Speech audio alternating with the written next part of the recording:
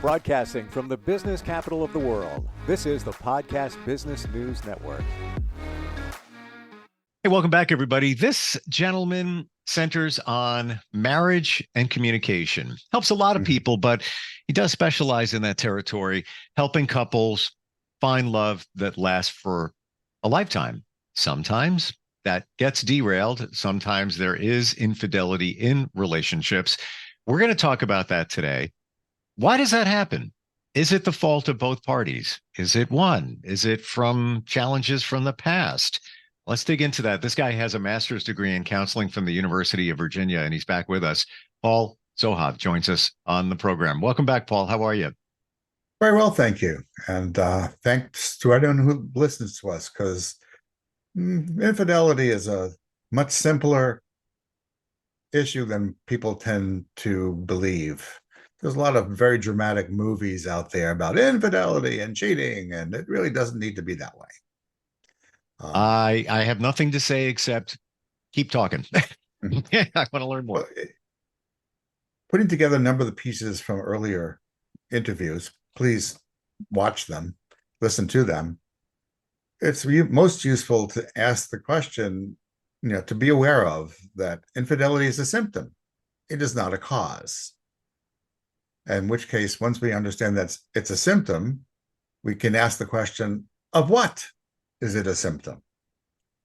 And we can then proceed to have a productive conversation and perhaps achieve a new sense of forgiveness and trust that has been broken when one partner either has discovered that the other one has been participating in at least an emotionally inappropriate relationship. So where to begin this journey? Well, in a second or third interview, we talked about love languages. So one of the earliest disconnects is that we don't know to speak the love language of the other person.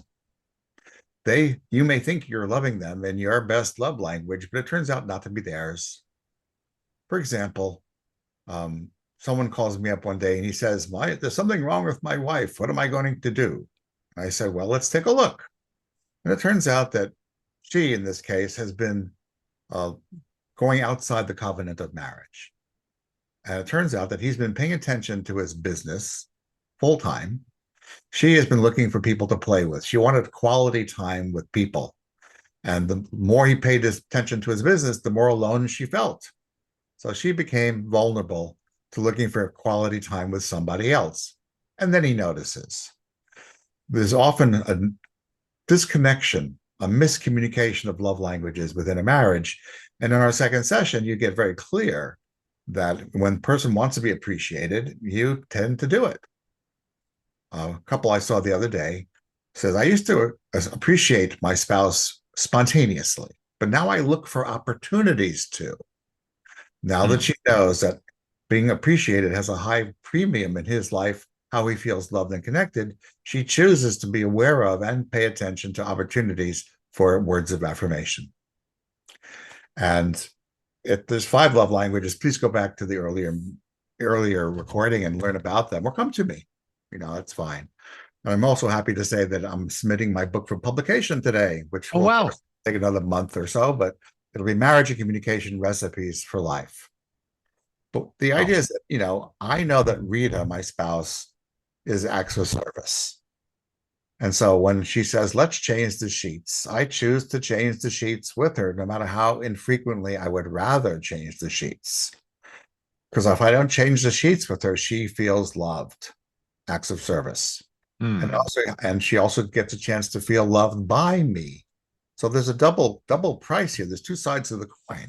So I say yes, and if you remember from our earlier session, yes, and I'll be right there. So she feels loved and I get a chance to show love, and we are loved together. With the love languages in mind, we make choices of ways of being and acting that maximizes the amount of love and connection between us. In terms of physical touch, physical touch is often confused with sexual intimacy. And we get to understand that sexual intimacy is only a dialect of the language of physical touch. Specifically, we learn to hug, hold hands, spend time together, So a good hug in the right place will leave us in good shape. So physical touch. So basically, the first area we look at is how we feel, what it takes for me to feel loved, and what it takes for her to feel loved. For me, it's quality time. I'll say, let's go to the beach. She'll say yes, and give me half an hour to throw in some laundry, and I'm good to go. It could be as simple a dance as that. So first, second, get to know each other's love languages and speak them intentionally. And then a large amount of infidelity goes away at that point. Secondly, we have leftover distortions from childhood that keep us from hearing and feeling loved. One person learned as a child that she's not good enough. Her father never said he loved her. She tried her entire childhood to get some approval from this guy, and he never worked. So what she's left with is a PhD, and I'm not good enough, which then extends well into her relationships as an adult. Because she looks in the morning for not good enough. She feels not good enough during the day. And if she gets an argument with her spouse, she also gets to feel good enough again. So there's many ways of unearthing earlier strategies from childhood that would no longer fit you as an adult. Learn each other's, we'll learn to and rewrite early interpretations of who we are. That's putting it rather shortly. Of course, then there's a lack of communication skills. We tend to react towards each other rather than respond, which leaves us unheard and disrespected. So that's 3. And there's a few other good ones, but when we disappear the iceberg, we don't have to play whack-a-mole with all the tips of an iceberg. So rather than dealing with one dysfunction at a time, we get rid of the iceberg by learning how to communicate and being aware of one another. When the iceberg disappears, your marriage remains. And once that happens, there's a good chance that you can recover into trust and forgiveness. All of this being said, I want to look at it hypothetically. Let's say I have a couple, and there's one half of the couple, their love language isn't being met. They're just that's not there. So then that trickles over to the other person. This one is acting a certain way because they're not getting they're not experiencing what they need in terms of their love language. Then this person feels uncomfortable, and maybe their needs aren't being met there. Often. So there's a recipe for some challenge, potentially infidelity, and then go a layer deeper, maybe 3. This person has unresolved issues from their childhood or previous marriages. And you know what? Could be even both of them. They got both, a lot of second marriages. I think you said, 60% of them fail, or 50% of them fail, somewhere in that territory. Mm-hmm. Now you have 2 things going on here, and then one person steps outside the circle, if you will. Is there any return from that in that situation right there? Yes, with apology. I think we did an interview on apology, but then again, maybe we didn't. So maybe that'll be next week. There's a way of taking responsibility for behaviors in the past that allows us to redesign our future together. Yeah. Should we choose to do so? Briefly, and maybe we'll talk about this next time, saying I'm sorry is not an apology. It's about you. It's not about us. So let's apologize. Mm-hmm. And it starts with, I apologize for, disrespecting you. I apologize for being critical, judgmental. And then you learn how they felt and the impact it had on us. Then you take responsibility for it. I take responsibility for all that I did. Please forgive me. And I promise in the future that from now on, before I do that ever again, I will stop, take a step back, pause, reflect, and choose to come back, and we'll communicate. Do you accept my apology? That's a very lightning version of apology, but it sets us up for a brand new future. A way of looking at it is that Michelangelo, the famous Renaissance sculptor and painter of the Sistine Chapel, we all know who's Michelangelo. And he's famous for the King David statue, 9 feet of marble, the King David statue, which we go to Florence, Italy to see it in person. And what most people don't stop to recall is that he started with a very large piece of stone, very large piece of stone, because it was 9 foot tall statue. And his job was to remove all the stone that hid the King David from our eyes. Brick by brick, chip by chip, he took away everything that concealed the King David from our eyes. And apology is much the same. We pick up behavior that we know that we did not serve us well. Yelling, critical, judgmental, ignoring, withdrawing, pulling ourselves away. And we knock that out of our statue of our marriage. And in the end, we're left with more marriage and less poor behaviors. Again, this might take another session for us to go in greater depth. So apology is important. And one more thing I point out way back in the beginning is that most men do not understand how unsafe it feels to be a female. You and I feel safe. We'll handle it. We'll handle it again. Big deal. When the moment arises, we'll know what to do. Our drop-down menu for safety is minuscule. However, we get to understand that the rest of the human race, that's all our females, never, ever truly feel safe. In fact, if they don't feel safe with us, they don't marry with us. If we don't feel safe with us, we don't get a second date. And so we get to be part of the solution, not part of the problem. So one of the things we do is we say, please. Because when we say, please, it lets them know it's safe to answer us. In the past, I used to say, hey, we're running out of milk. And then my spouse says, oh, no, I forgot milk. I must be a really terrible person. But now I say, hey, we're running out of milk. Would you please pick some up on the way home tomorrow? With the please, we restore our connection. And they have their drop-down menu for safety is enormous. You know, should I say yes so he'll be happy with me? Should I say yes so I'll be safe? Should I say yes because I've learned from my mother to say yes to my father, and they got along for 45 years? I should say yes because I'm a member of the Mormon community, and the Mormon community, they promise that the male is the head of the household. So their drop-down menu for safety is enormous. And if we don't say please, they spend a lot of time figuring out what is the best response at this moment that leaves me the safest. So we have gender issues. We have loving language. We have leftovers from the childhood issues. We have lack of communication skills issues. This is why it takes 5 sessions. Yeah. To get together. And when we put all these pieces together, we have a shot at a future. And then she might forgive us, the males. No guarantees, but the moment will arrive around the 3rd session that, all right, I can begin to trust this guy or gal. I love your and I know it's a bit facetious, but the drop down menu of why you're going to say yes. It's so true. It's like, everybody has a reason. I'm going to say yes because I want to keep her happy. I'm going to say yes because I want to do that as well.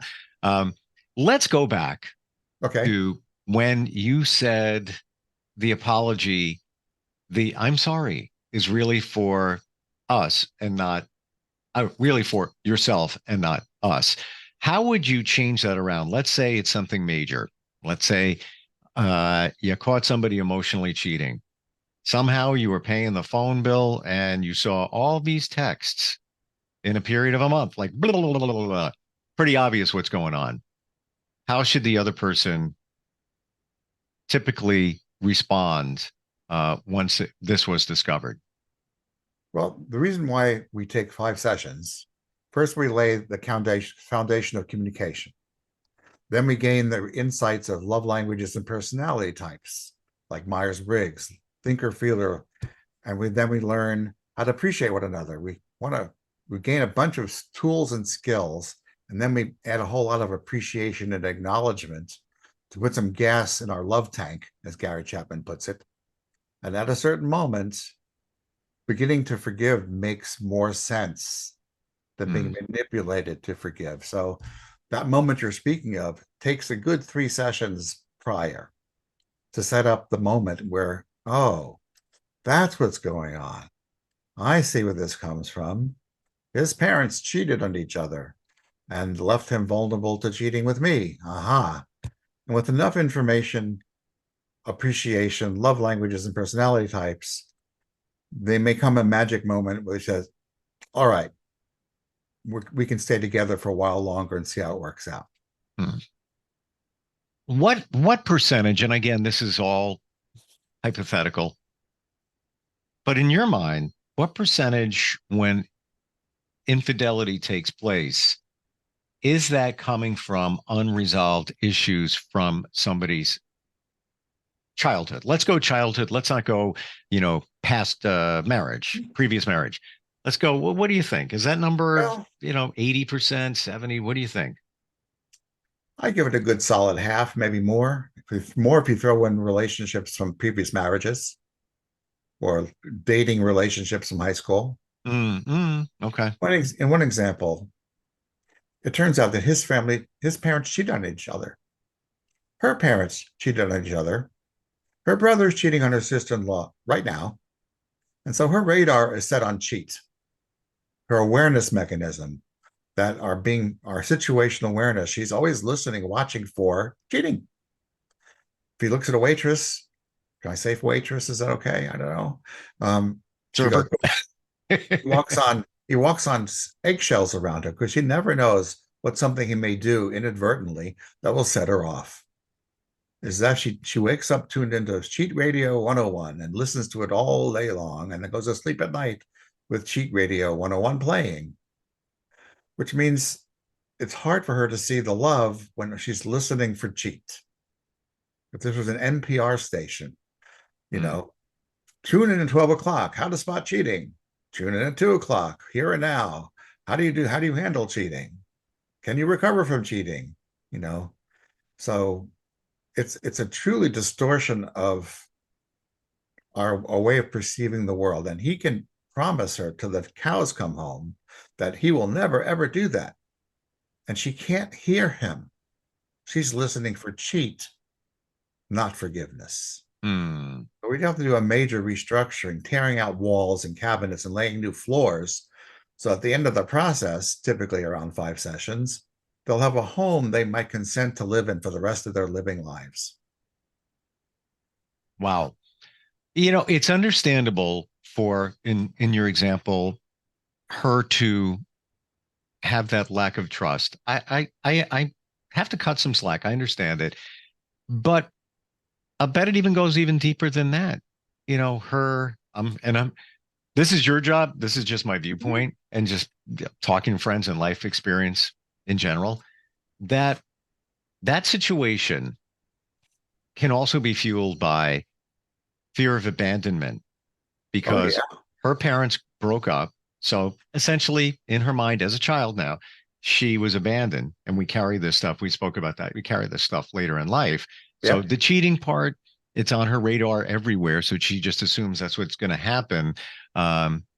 Okay, but the fear of abandonment, well, might be cheating. Then he's going to leave me and I'm going to be left alone. So now her cheater radar, cheater radio is now turned up even louder because of the fear I'll be left alone. And she doesn't know. It's actually worse than that because she enters into relationships with one foot out the door with a bag packed. Her capacity to make a full-blown adult relationship, and with the anticipation that it won't work, it's just a matter of time before I'm abandoned, means she doesn't get a whole relationship to begin with. And nothing he can do or she can do will make a difference until we can rewrite old code. Yep. Sometimes this code goes way back into deep childhood. Even though she may her 1 foot out the door, she's not going anywhere, but she's not fully vested in the relationship. That's exactly the case. She's always on guard. She's happy, but always on guard. On guard is a good phrase. There's always on guard, which means even the good stuff doesn't get full credit. Yeah. And he could be the most loving person on the planet, showering her with love, devotion, and cherishing her. But in her world, she's waiting for the shoe to drop. Which means it's an imperfect, very distorted relationship. Now let's add to that relationship and that situation, and both of them don't know each other's love language and don't know how to speak it. So And then, now I see it even clearer, Paul, that you need to know that before anything else for Yeah. when those things come up. Let's take out infidelity. Let's take one of them lost their job, and now there's stress of finances. Stress. Mm. And now how do I navigate that? Well, in a perfect world where each knows each other's love language, it'd still be challenging. Now add not knowing their love language, and now you got to navigate And that. their personality type. I think I mentioned that in an earlier Mm, interview. yeah. Because if people are aware of the Big Bang Theory by, and Sheldon thinks his life, he operates cognitively, intellectually, and logically. He makes his plans, he fulfills his plans, he goes on to the next plan, and his emotions don't really score high in his priorities. So he gets together with Leonard, his roommate, who is a feeler, by the way. And so he doesn't ignore Leonard's feelings or Penny's feelings. He just doesn't notice them because he doesn't notice his own. Mm, If you're a thinker married to a feeler, we will learn that to get a whole buy-in, we got to listen to her or his feelings for us to progress. When you learn love personality, some people are highly planful. They like to have things in time. So, like my spouse, for instance, and if I say I'll handle it soon, it means nothing to her. Because if I say I'll handle it soon, to her, it means she has to do it herself to make sure it gets done. so she wants a time. She's more attuned to time. And I think I'm more attuned to proximity. It's a longer conversation. But when she says the word now, and I say the word now, it is not the same word. Okay. So once you know its personality, how our literally maybe it's a mind mechanism thing. We process the world through our feelings first or our thinking first. I'm a thinking first. We're here because I've been thinking about marriage and communication for at least 30 years. I started out as a domestic violence counselor, and I chose now to prevent it rather than treat it after the damage is done. Yes, and it seems love languages, personality types, learning how to acknowledge and appreciate one another, and understanding the distortions left over from childhood, and being acutely aware that men and women do not feel the same on the planet Earth. It just doesn't exist anywhere. So that's at least 5 layers to a cake that we might want to have a piece of. And it takes at least 5 sessions, mostly 5 sessions. It's sufficient. I've said this before. I'm going to say it again. These 5 sessions, it is so affordable when you look at if you private paid a counselor, a therapist, you would pay more than that. By Divorces far. are expensive. And then there's that. For Listen, sure. spend, and there's a military family discount as well. But for about $650 or $750 over the course of about 2 months, you'll have what you need for a marriage that grows for the last of a lifetime. I pretty much guarantee it. That's Or you will know why not, because there's clarity involved here. You may find out after you've been married for 10 years or 5 years, and you realize, I'd rather move on. It does happen. Mhm. So either you know how to stay together, or you just say how to not to stay together, or to be co-parents because you have children. Because the same skills, yes, ands, and seem, personality types, love languages, go with you whether or not you're married or not. Well, I was just going to bring up if you is serious about your relationship, you haven't walked down the aisle, we can still do this. It's a relationship to learn what each is about. Honestly, I think it's a great gift for somebody. Well, if you're a new couple and you find yourself falling in love, there's a compatibility 2-session program. Oh, great. And if you say, oh, now that you understand that there's thinkers and feelers and judges and perceivers and love languages, and then you decide, well, let's continue. And you get to be you get engaged, and then you go to the 5 love languages program, not the 5 love languages, the 5-session program. So learn how to communicate well before you tie the knot. Mm. Uh, last time I checked, and I had to check at one point, maybe 2, divorce attorney retainers, typically $5,000. And there you go. They charge $450 an hour. That's a starting point. What you would spend on 2 sessions with a lawyer is you'll get a whole lifetime of communication. Marriageandcommunication.com is the website. Paul, always great having you on here. Good stuff today. It breaks a lot of the myths, the misconceptions about why couples break apart and there is infidelity. And looking forward next time we get a chance to get together. Much appreciated. I look forward to it. This is a living program, and in not too long, my book, Marriage and Communication: Recipes for Life, will be out. It's formatted like a cookbook. Do this, about a paragraph worth, and then if you want to learn more, keep going. These are all the recipes for a great marriage, great relationship. You just got to get in the kitchen and do a little bit of work, and that's it. A little bit of work, because lawyers are expensive. This is the case. All right, we'll catch up next time. Thanks again. Catch you next time. Bye-bye. We'll be right back.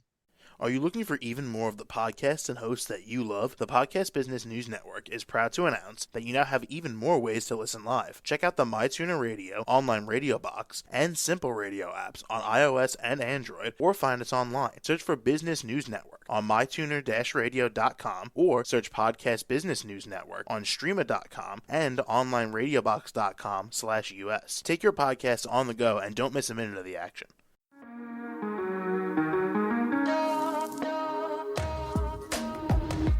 Broadcasting from the business capital of the world, this is the Podcast Business News Network.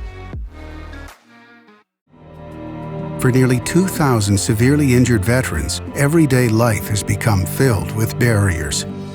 Day-to-day simple tasks can become pretty daunting. I have to carry my chair up 2 flights of steps or have somebody do it for me. What scares me the most is just the falling. When I'm struggling with my house, I think, to have that one great barrier just knocked down, it's crucial. Home for Our Troops is a wonderful nonprofit that builds a mortgage-free, fully adaptive, handicap-accessible house. And there's no catch. It'll be our very first home that we've ever owned. This is a game changer. This is where your life begins again. We need you to join us in completing this important mission. Please visit hfotusa.org and help build homes and rebuild lives. Because of you, everything's going to be okay.